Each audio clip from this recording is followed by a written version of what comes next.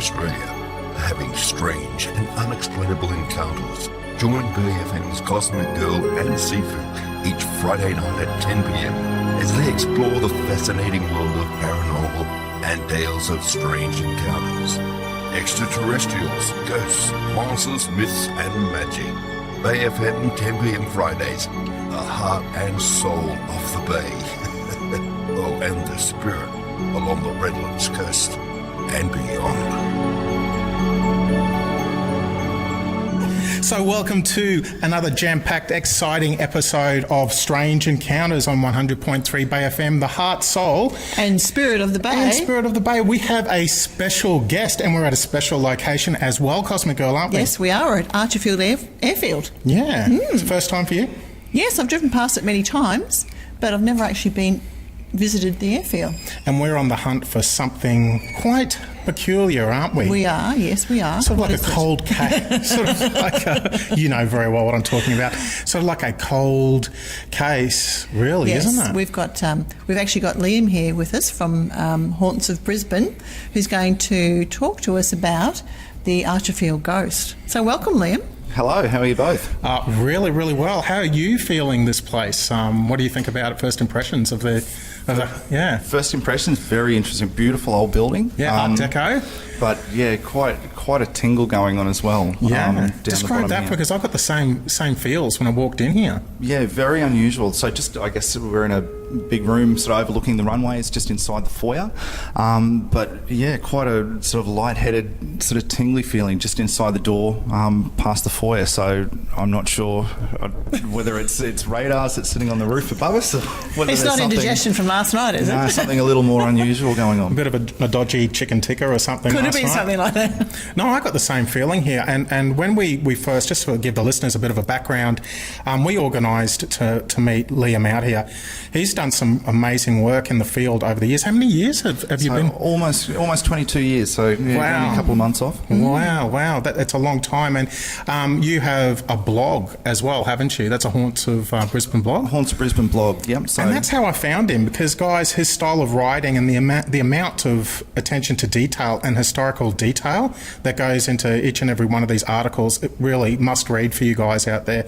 So if you have the time, do yourself a favour. But that's how I found Liam, and I was on the hunt for this Archerfield Ghost, and the first of the breadcrumb trail appeared at Caboolture Airfield, where one of the committee members there for the committee several weeks ago said to me, Sifu, by the way, Archerfield has got a real strong history of hauntings, and I hadn't heard of that before. And then they started talking to me about the Archerfield Ghost, or the airman, the spectre that they see. I bet your radar went up. Well, yeah, it did. Yes, it did, Cosmic Girl, it did. So that's what led me to do a bit of research. And Liam, back in 2011, is that right? Yeah, so 8 years ago. 8 years ago, he wrote this beautiful piece on the origin story, because every cool ghost sighting, or most of the cool ones I know about, have a really, really, really good historical origin story. So we're going to hear it from the horse's mouth, aren't we, Cosmic Girl? We are, and I can't wait to hear it. So tell us all about the Archerfield Ghost. All about the Archerfield Ghost. So the story, as it was told to me, dates all the way back to about 1998. And I was speaking to a chap who was part of a sort of warbirds history group that would meet from time to time at Archerfield. So they were having a bit of a meeting day. They had a tent sort of out in the grassed area, sort of right out in between the runways. And one chap had parted from the tent. He'd gone to do some bits and pieces, sort of adventured a couple hundred metres away from the tent, and it was time to move back to the tent. And as he was walking out across the grass, sort of with his eyes face downwards, something sort of forced him to look upwards, and here, sort of not far from him, in front of him, walking in the opposite direction, is a chap in full World War II flight gear. So what time of the day was this? So just in the middle of the day, broad daylight. So thinking that it may have been somebody who was getting into character, he sort of gestured at this chap and gave him a nod and a smile, and got a nod and a smile back. Yeah, nice job on the outfit, mate. Yeah, so I thought, geez, this guy's going a bit over the top. So the two of them passed each other. As far as he was concerned, it was absolutely solid flesh and blood living, breathing human being that was passing him. Middle of the day. Middle of the day, Wow. broad daylight. Until he got back to the tent and sort of made a bit of a remark to the other guys in the tent that, oh, geez, this guy's taking things a bit seriously. He's turned up in full costume. And the other guys in the tent said, no, there's definitely no one out here in the middle of the runway. But one of the chaps piped up and said, you've seen the ghost of Archerfield Airport. This is a known thing. There have been multiple people who have seen the exact same thing. So, you're a little bit special. You've seen this chap. So the location's changed, hasn't it? So you're talking about walking across the runway pretty much? It is. So right out in the middle of the field itself. However, whether it's the same chap or potentially another airman, there have been a number of people that I've spoken to over the last 20 years, who say that they've also seen somebody in what appears to be sort of old-fashioned or World War II flight gear, walking along the side of the road along Beatty Road, which for anyone who knows the area is right alongside the side of the airport, and sort of they've been just driving along, minding their own business. So it's not like it was somebody who was into the paranormal, and they've sort of glanced sideways, and here's this chap in sort of full flight gear carrying a duffel bag or what may have been a parachute, just walking along the side of the road. Gives them a bit of a nod as they drive past, and over the years when they've been talking to other people, they've found out that maybe he wasn't quite as flesh and blood as they thought. Well, clearly the parachute didn't work, Cosmic Girl. That's bizarre, isn't it? That's like, wow. I just to see that was that in daylight too? Just in broad daylight as well. Too, so it's not sort of, we're not talking 1 a.m. in the morning, on a cold, misty where dark something night. can be misconstrued. Yeah. Well, what do you think? Well, it's like the smoking gun thing. Where's the smoking gun? So what has actually happened here that's of interest with regards to the history of this facility, particularly during wartime? We had one of the biggest air disasters of the area happened 1943. 1943. Right? So late March 1943. So there's been sort of during the war years, there were Dutch forces who were stationed here, American forces who were stationed here. So it was a big jumping off point for a lot of warplanes as part of the war effort. But one of the big ones that does stand out, there were a number of crashes, the sort of near misses that took place here. Very fortunately, the majority of them didn't have any loss of life. But early or late March 1943, we had an absolute corker, which at the time was the worst aviation disaster that the country had seen. So not just Brisbane or Queensland, the entirety of Australia. So very early in the morning, it was about 5 a.m. in the morning, a plane was due to take off. So it had arrived here the night before, and it's coming down from Townsville with some radar gear that it was taking to Sydney. So it had sort of made a pit stop in Brisbane overnight before it did the second leg of the journey. So before they took off in the morning, they were scheduled to pick up almost 20 other RAF personnel. There was a couple of the women's Air Force personnel who'd managed to convince the pilot to sneak them on. Yep. So weren't even scheduled to be on this plane, but were snuck on anyway. And about just after 5 o'clock in the morning, just before they took off, another plane had attempted to take off. However, some fog was starting to form at the end of the runway, and this plane aborted their takeoff. Decided that it was too dangerous to take off. But this big C-47, which at that stage was a pretty big plane, it was capable of carrying a lot of people. It decided that it was going to throw caution to the wind and it was going to take off into this fog anyway. So it taxied down the runway. As far as everyone at the airport was concerned, they watched it sort of pull off the end of the runway and fly into the fog bank, and didn't pay it a second's thought until the phone rang a couple of minutes later here at the airport from some of the local residents stating that they'd heard what sounded like a huge explosion. So they didn't hear that, did they? Didn't hear it at all. Wow. As far as they were concerned, this C-47 Dakota had departed. There was nothing to be concerned about. So thinking that it was unusual that there was a large bang that was heard, they decided to head down towards the end of the runway and do a bit of an investigation to see what they could find. And lo and behold, as they got sort of into the bushland at the end of the runway, they were absolutely shocked because there were trees down everywhere, there was bits of plane everywhere, and considerable fire. It's actually quite surreal because as you're speaking, we've got little light aircraft sort of whizzing past us and taxiing onto the runway, and it's actually a fully functioning air terminal here. We're sitting in that. It's like a time warp, isn't it, Liam? It is. So Cosmic Girl and Sifu, tonight on Bay FM. It's got the whole Art Deco thing. Yeah, I think it's the surroundings, the environment here inside the building.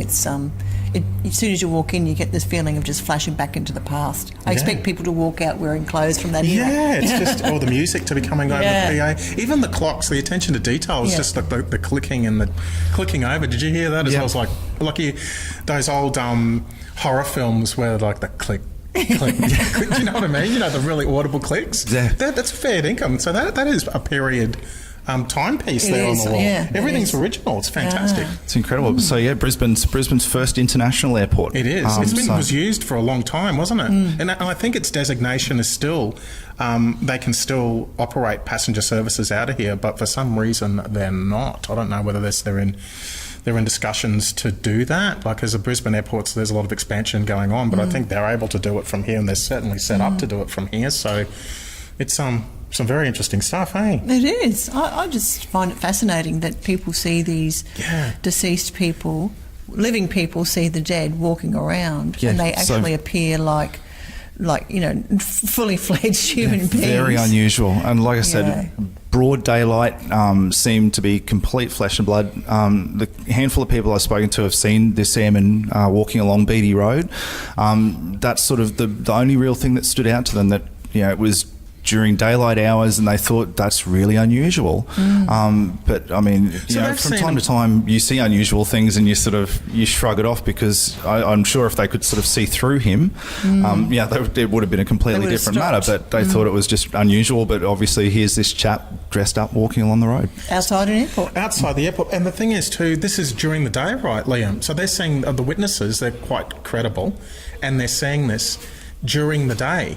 During the day, absolutely. Wow. And many of them had seen it some years beforehand, and it was just through talking to friends, or they'd stumbled across something on the internet that talked about the Archerfield Ghost, and they put two and two together. That I remember having that really unusual experience 2 or 3 years ago, where I saw this airman walking along the side of the road. Very, very unusual.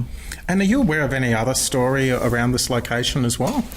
Not sort of any stories that stand out to that degree. I've spoken to other people who have lived in the surrounding areas who feel that they might have had something resident in their houses, but again... Tell us about that. That sounds fascinating. So what are the surrounding areas, Liam, we're looking at? So surrounding areas, we're sort of, looking at sort of the Rockley area, alongside. We've got Inala. It's not too far behind us, just as far as Beatty Road runs down. And then we cut through to areas like Maruka, and I think we've got, sounds like a much larger jet taxiing past it. What's going on here? I wonder what we're going to be treated to here, guys. Sort of hearing a lot of it, but not seeing it at the moment. But those areas that you mentioned, though, Liam, are quite old. Are some of Brisbane's oldest settled areas as very, well. very old. I spoke to a chap many, many years ago who lived up on Orange Grove Road, which is, again, not too far from here, who was absolutely convinced that he had something evil in a rental house that he was renting. It was a high set. It had this really unusual room underneath the house that was sort of bricked in with a locked door. And the owner, the landlord, had said, don't ever go into this room, it's off limits. I've put a big lock on the door.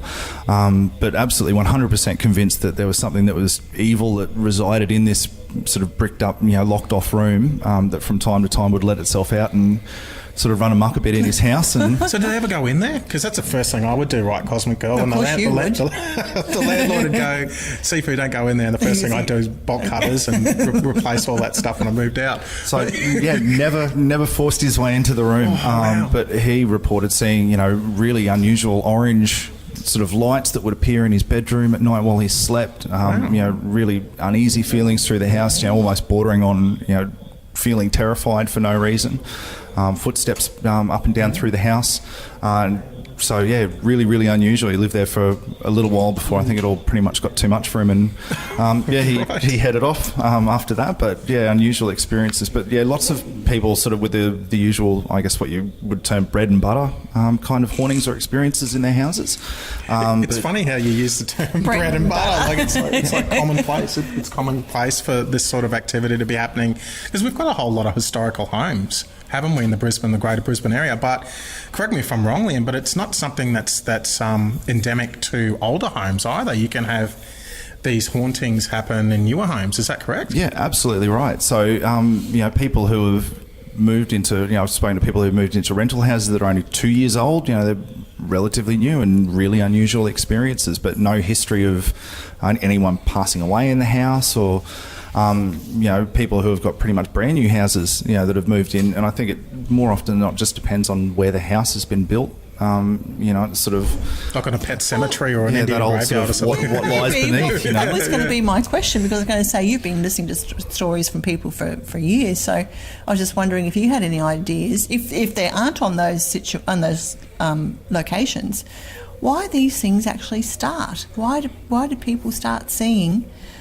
strange beings and ghosts and apparitions, and why? Yeah, really unusual. Yeah. And it doesn't ever seem to be any rhyme or reason to it. But, there are, multiple schools of thought, whether or not something's been brought into a new house that has some kind of attachment to it, like an old piece of furniture. Yeah, that's true. I spoke to a girl only a couple of months ago who'd been gifted a rocking chair from her grandfather.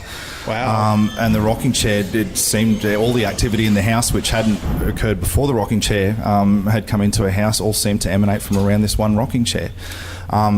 So these energies can attach themselves to physical objects. Exactly. So I think, as we go about our lives, I think that we makes give sense. off energy and emotions, and it's, depending on what your walls are made of and floorboards are made of, it sort of absorbs it all up and pumps it back out when it's ready. I'd love to understand the physics of that. Well, That'd be very interesting. I reckon Baz's camera equipment's haunted or has something attached to it, because he can never get it to work. It's still not happening. He's in the background trying to get the camera working. How weird. And when we were standing, just marshalling at the cafe out here before we came into this building, Liam, you were telling us this remarkable story that you had at a share house around shadow people, because, as you know, Cosmic Girl and I have just done a show, in the process of airing a show on shadow people and hooded beings. So we found that absolutely fascinating. Do you want to share that with the listeners absolutely. as well? So that was, I guess, my foray into the paranormal. What really your origin story. Yeah, kicked off my absolute interest in the paranormal. And that dated back all the way to 1996. I'd moved into a house that was in the final stages of being renovated over in the western suburbs. And sort of the renovations were completed within a pretty short period of time. We moved in sort of right at the very end, but not long after the renovations. And, knowing now what I know, it's usually that story that, renovations or changing something will sort of kick activity up. But very strange things started occurring in the house. So things would move for no apparent reason, disappear, reappear, hours or days later, until one night, laying in bed, probably about just after midnight, we had a spare room in the house, and a big hallway ran right the length of the house. And the stereo, which was the only thing in this room, came on at full volume. Wow. So we had What came on? I can't remember, but it was awfully loud. So That's a question a DJ would ask, right? I know. but thinking, oh God, maybe a timer's tripped. Something's happened. I got up and stepped out of the bedroom into the hallway, and here's this black figure stepping out of this spare room where the stereo was. Yeah. But sort of no real detail. Incredibly dark inside the house because this hallway is right in the centre of the house. But what appeared to be a person. So from head to toe, visible sort of arms and legs, but no sort of facial detail.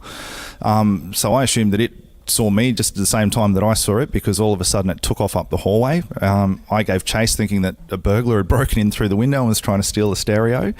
And as it ran sort of out the end of the hallway into what was sort of a open kitchen with a breakfast bar, I came bolting around the corner just after it.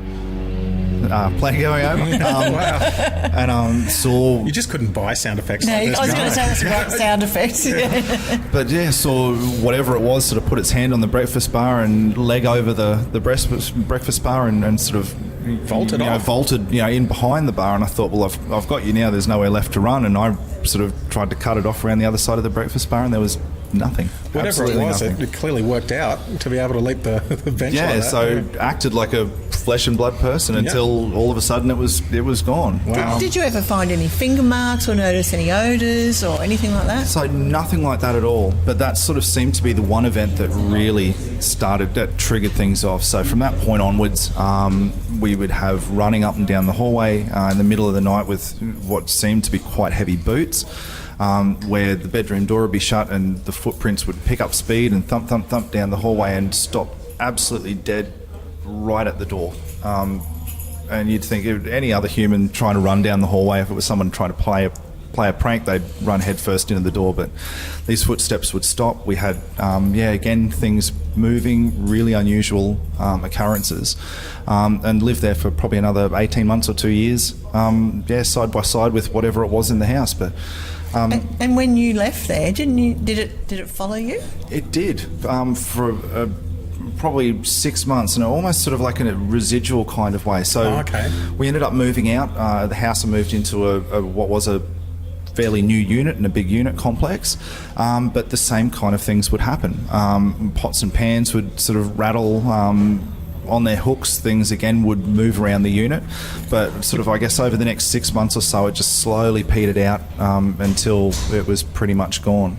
You had keys and things like that sort of disappear and reappear on you as well in the house, didn't you? We did. So it became sort of, like I said to you, I'm not sure if it was a bit of a game where whatever it was would take things and see how long it took us to demand that those things were returned, or whether we were just forgetful and left things, in unusual places, and it was just trying to be helpful. But things like the keys, you'd have to go to work in 20 minutes, and you'd search the house high and low for the car keys and think, God, I've got to go to work. So we sort of ended up on a first name basis. We called this ghost Bob. He was Bob the house ghost, for lack of any other name to give him. Bob. But you'd say, Bob, like, look, I don't have time to play around. I've got to go to work in 20 minutes. Like, if it was you that's taken the keys, or you know where they are, like, can you please bring them back? You go and do something for 20 minutes and come back, and they'd be sitting smack bang dead centre of the breakfast bar in the kitchen. It was the only thing that was on the bench, or it'd be smack bang in the middle of the coffee table where beforehand there was nothing on. Wow. And that was quite a common occurrence as well. If you'd ever lost anything, you knew that you sort of could rely on Bob and say, if you know where it is, can you bring it back? Can you find it for us, mate? And guarantee within 20 or 30 minutes it would turn up in the most obvious place, that you definitely 100% knew it hadn't been 20 or 30 minutes beforehand. And I guess, look, we're having a little bit of a chat at the cafe before, Liam, about obviously, stranger to cemetery locations right around Australia in your travels over the years. But back on the subject again of shadow people, you see them quite a bit. Or what do you call them, boundary runners or something? Yeah, we used to call them boundary runners or border runners. The number of cemeteries that I've gone and visited over the years, and there's a couple in Brisbane, we're definitely sort of looking around the borders of cemeteries. Which ones are they? So one out at Brookfield Cemetery. There's probably one that really stands out, where you would see sort of black figures hanging around sort of the very edges of the cemetery. It was never sort of in the middle of the cemetery, but always moving at quite sort of high speed. So, as if they were running sort of up and down, but never sort of within the grounds itself. But I've had other experiences and other stories from people who say that they've seen the same kind of thing in churchyards, sort of in areas around the church. But again, always sort of running, moving at high speed. It's not sort of a casual stroll. It's really sort of zipping around here, there, and everywhere. Cosmic Girl and Sifu tonight on Bay FM. So Liam, what would you suggest to people who see these strange things? Like, should they document it? Should they call someone the Ghostbusters? Or like, the Ghostbusters. What do they do? I'm a great believer that sort of let live kind of, or kind of mentality. If it's not causing any harm, by all means, don't be sort of running to the nearest new age shop to try and buy smudge sticks. And what about people who are terrified by it? Yeah, I think. No, that's not the right answer. I think definitely if you're terrified, reach out to somebody. Yeah. Again, like, unless it's posing like an immediate threat, I wouldn't sort of be rolling out the entire nuclear arsenal against it. But by all means, I think people who've had experiences, it's always really valuable as well. That they reach out and tell their stories. This is the thing, though, Liam. It's quite a minefield out there in the paranormal community. Just so we were talking in terms of ufology in that space and how you've got a lot of charlatan stuff. There's a whole lot of narcissism. There are a whole lot of fakes out there pretending to be the real deal. How do you know the difference? So if you're someone who is having this trauma, I'd use the term trauma because they're being traumatised by whatever's going on, how do you know what do you look for in the people to offer you some support? Like, what is there anything that you can recommend to Strange Encounters listeners about how they should be framing these people, or what they should be looking for in authentic operators? I think definitely for anyone that you reach out to, have a sort of just in initial conversations, pay attention to whether they're actually giving you the time to tell your story and listen openly without trying to give too much advice straight up front. Right. I think definitely if they're trying to get the whole story first, before making any kind of judgment, I think it's really, really important.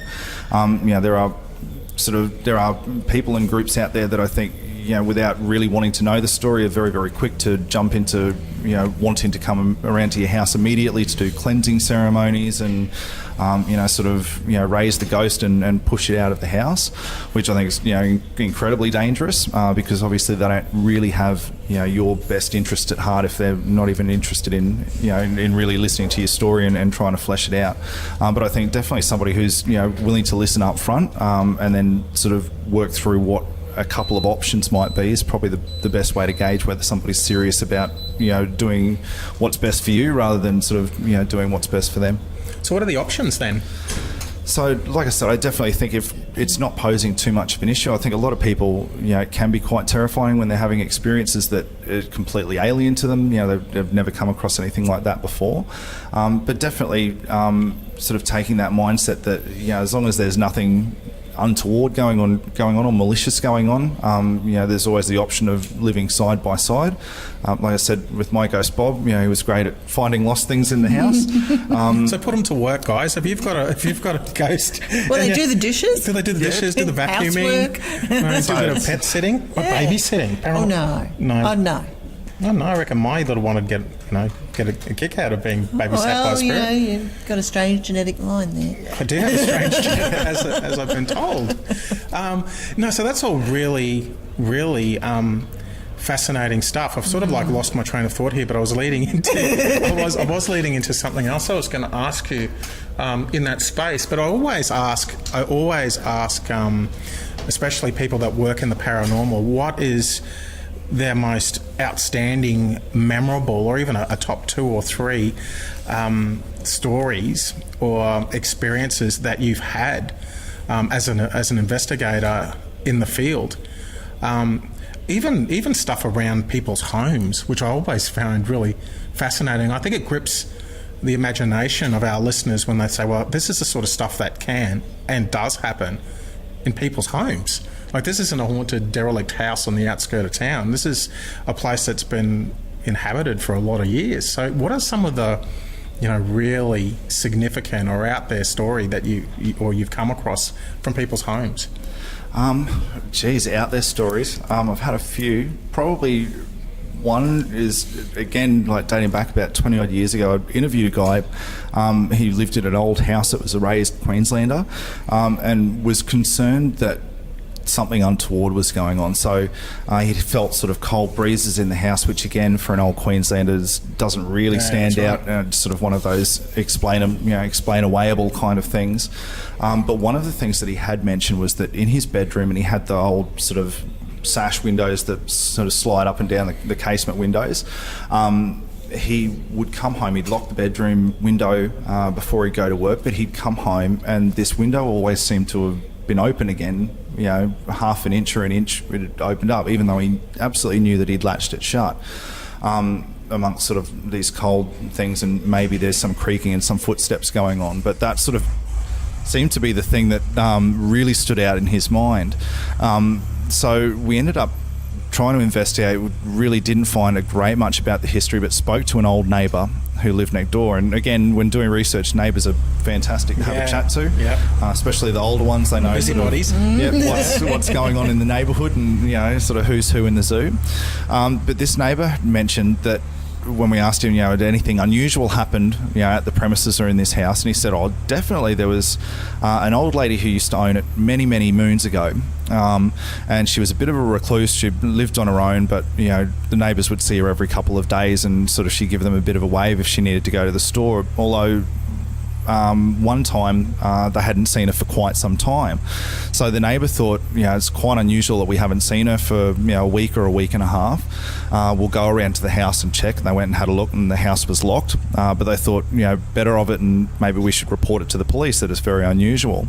So they reported it to the police as to come around and do sort of a welfare check on this old lady. They had to break through the front door, and it turned out that the poor old lady had a bit of a stomach ulcer, and it had let go during the night, and she'd sort of effectively bled to death.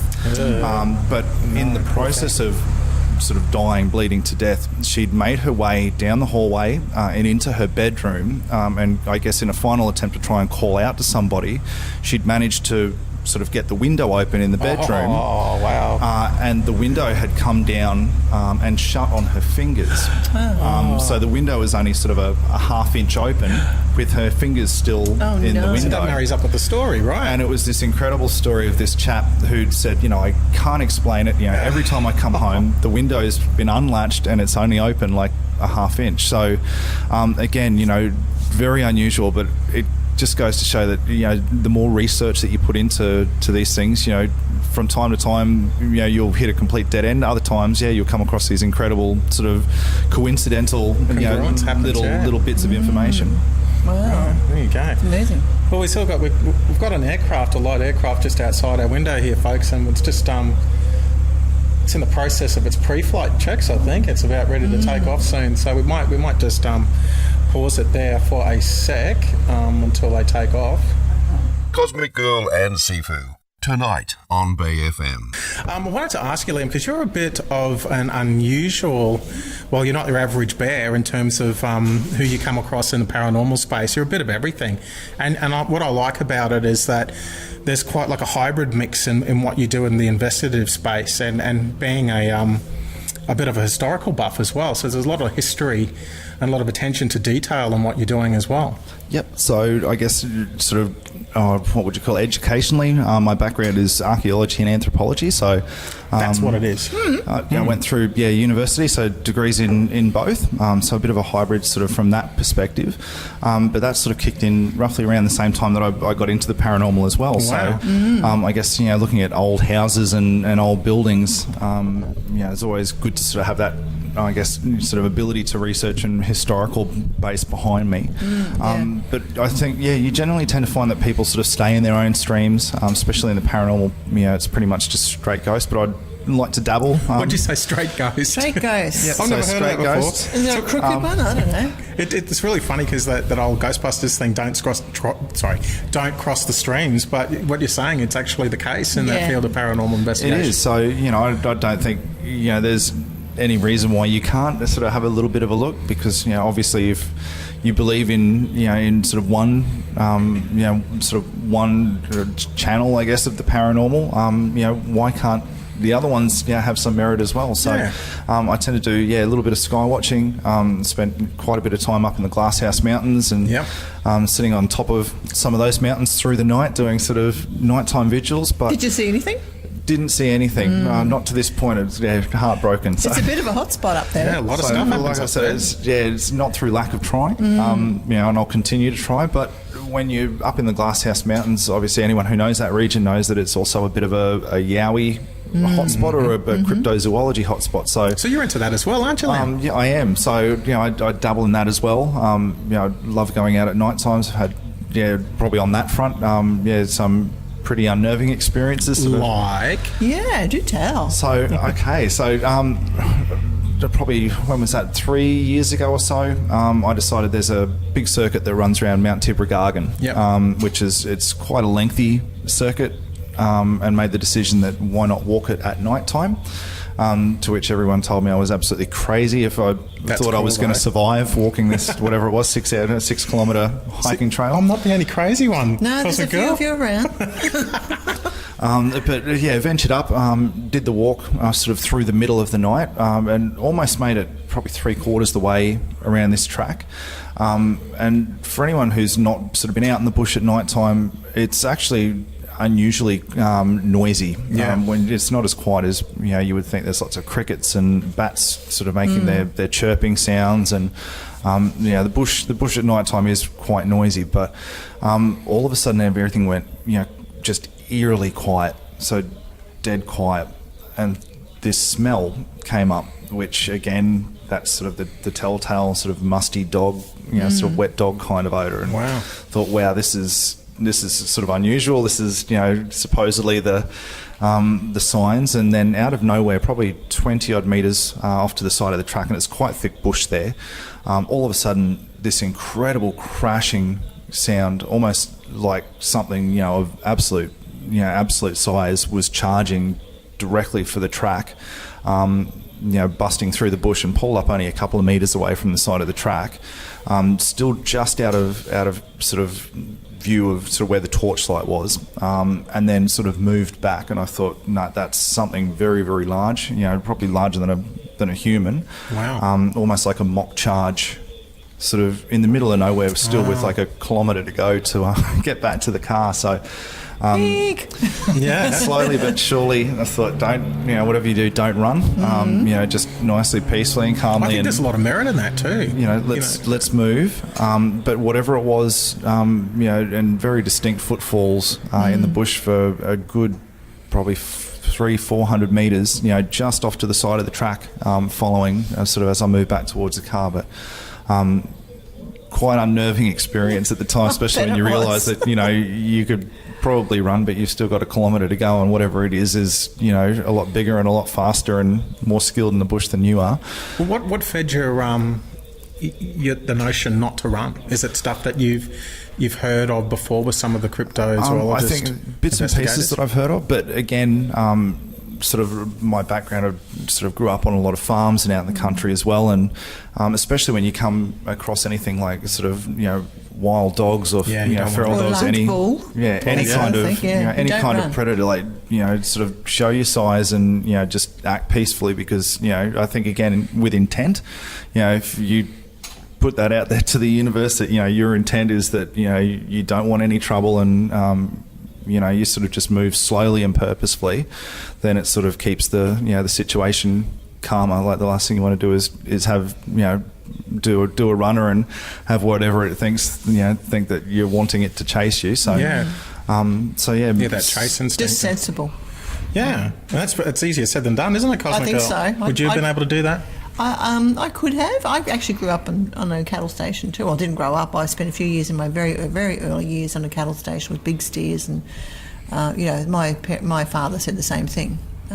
See one of those, don't run. Yep. Yes. Wow. There you go. And any other interesting stories in the Yowie space? So that's probably the most unnerving experience I've had. Similar kind of, I guess, not quite to that degree, encounters around White Rock at the back of Red Bank, sort of in that bush area as well, of just very unusual sort of sounds of what sounds like very distinct kind of footfalls, like in the bush, sort of tracking and following. But sort of a couple of unusual little experiences out in the bush, but again, sort of one of those things where you can't sort of pick and choose the time and day, so not as many as I would have liked to have had, but enough to make you realise that there's something else that's out there, and we don't quite understand it yet either. Cosmic Girl and Sifu tonight on Bay FM. So you're still obviously you're still an active investigator in the paranormal field. Do you still do private investigations? So not so much private investigations. So still do a lot of research, obviously for doing blog articles, on a lot of the public buildings around the place, but still very open to doing a bit of research here and there for private individuals as well. So through the Facebook page for Haunts of Brisbane, from time to time I'll still get messages of people saying, look, do you know anything about my house, or I've had this experience, is there anything that you can think of that might have given rise to it? So I'm still always more than happy to sort of delve back into the historical record and have a look and see if I can find anything, but sort of as far as physically doing sort of private investigations, again I gave that up many moons ago. So and you obviously have, or maybe not obviously, but do you have an opinion or position on where you think paranormal investigating is going, or where it has been, where it's going? What is more? But actually, what's the point of it, really? In a larger view, is why do you do what you do? What's the motivation To what end? to do it? Yeah. To what end, I think, and this is, probably really interesting, especially having looked at it over the last 2 decades, on sort of where it was and where we are now. I guess my main reason for getting into the paranormal was not to get famous or not to cut a TV deal, but I mean, again, there's a lot of that going around. It is, especially more recently. But sort of the 2 big questions that we have in life are what happens after death and are we alone seem to be the 2 big driving forces. So personally, that was always my reason, I guess, for getting into it and researching is that what are these experiences that people are having? If they're not paranormal, then what are? If it's not a ghost, what is it? And why does it seem to be so prevalent? But does that mean that maybe the world that we live in isn't so black and white? Maybe there are other facets to it, or multi-dimensional. It raises 1,000,001 questions.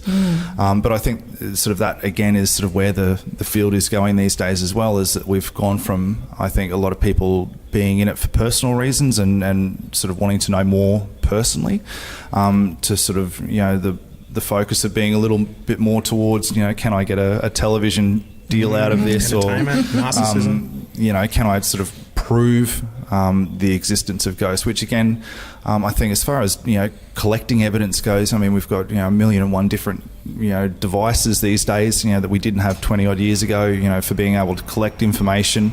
Again, a lot of them have been brought across from the scientific field or the building field, so very few of them were ever designed to be able to investigate the paranormal, but obviously we can only use what we can get our hands on. But again, it sort of raises the question of what evidence is ever going to be good enough in a lot of these fields to make everybody realise that it's it's valid. Like, when does the burden of proof hit that point where people will openly believe that there's something else? So again, I think probably maybe moving away from a little bit of the equipment, back towards the older school kind of intuitive stuff. Yep, watching and listening. I tend to think that you can be focused on your digital cameras and your EMF meters, and you're missing a lot of the other stuff that's going on around you because you're so focused on what all kind the subtlety of reading you're Yeah. getting. Like similarly to when we walked in here, right at the very start, sort of that buzzy sort of giddy feeling. If we had have sort of walked in 100% focused on ghostometers, we may have completely missed that feeling, which again, your body's one of the best instruments that you could possibly use. And on that, there may be an opportunity to come back here and have a play with that stuff as well. Would you be keen to do that? Would absolutely be keen. Oh, very good. And in that space as well, Haunts of Brisbane have a few very interesting experiences that you offer members of the public in Brisbane. Is that right? We do. So, again, sort of for the last couple of years, I've been co-hosting tours over at South Brisbane Cemetery. Yeah. Very specially this year, we're very kindly given the opportunity by Brisbane City Council, in conjunction with the Friends of South Brisbane Cemetery, to start doing some tours at Toowong Cemetery as well. So we're almost finished for 2019. I think we've got one tour left in November, including the one tonight. But they should be back, I think, come about February next year. They're all sold out too, I believe. So sell out very quickly, unfortunately. So I'd love to sort of hold off a few tickets for people, but it's been a huge success this year. So and giving people the opportunity to go through, not so much for a jump scare inside a cemetery, but actually really sort of digging deep and delving into some of the forgotten history, of a lot of the people who are buried in both of those cemeteries. Because there's some absolutely fascinating story, isn't there? And a lot of how people actually live their lives and then come to be there. The twists and the turns and the happenstance and all that craziness. It's stuff that you'd read about. You don't, like in fiction. But some of the non-fiction is a lot stranger than fiction, isn't it? Yeah, some of the stories, and the lives and particularly the deaths of people who are buried in our cemeteries are just, phenomenal. And I think, we're really spoilt for choice in the current day and age where, anything that's been produced the last 10 or 15 years, we've got immediate availability to it, on Google search or on the internet. Whereas a lot of these people who passed away 80 or 100 years ago could have been embroiled in one of the most incredible, sensational events in Brisbane. but because it was in print newspaper, and it's not readily available on Google, a lot of these stories have been, long forgotten. So as part of the cemetery tours, that's what we do. We dig up some of these stories and showcase them, not so much in the sense of glorifying the stories, but definitely, in being able to, commemorate the people, who were buried and played a role in those different events. I love it. I love the idea of that. And I bet absolute, novice, it'd be remiss of me not to ask you, just in closing, before we end this interview, what's one of your standout stories from Toowong Cemetery? Okay, standout story is we've got one chap who is buried in an unmarked grave, who had quite an incredible back history, I guess, of life and death. But this chap had immigrated to Australia when he was quite young, had joined the Australian Imperial Forces in World War One, had been sent overseas and served right the way through the Gallipoli campaign, and had come out the other end of it, which a number of Australian, New Zealand troops hadn't been so lucky. And then was sent, on to the Western Front and survived the entire way through the First World War. So incredibly lucky, and an absolute veteran of the Australian military. But had come back to Brisbane, had fallen in love with a woman, and she ended up being a love lost, and decided to go up onto Mount Cootha and take his own life as a result of sort of losing the love of his life. And unfortunately, his remains sat up on the side of Mount Cootha for about 2 years before they were found. And by the time they were found, there was only a couple of bones, pretty much, that were left of him. However, there was a suitcase that was found in the area, and also a wedding ring that was found on a finger bone on the side of Mount Cootha. So after all of the inquest was done, he was sent to Toowong Cemetery to be buried by an undertaker, and anyone would have thought that, such a tragic story, that's where his story would have ended. Oh, wow. Unfortunately, about a year later, a council worker came forward and said that there'd been rumours of what was effectively an illegal burial in Toowong Cemetery, and there were 2 bodies buried in one grave. So the council worker pointed out the specific grave. They exhumed the coffin, and lo and behold, there'd been an unfortunate lady who'd passed away at the Lady Diamantina Hospital in Brisbane, which at that stage was sort of the unfortunates hospital, or the disease hospital.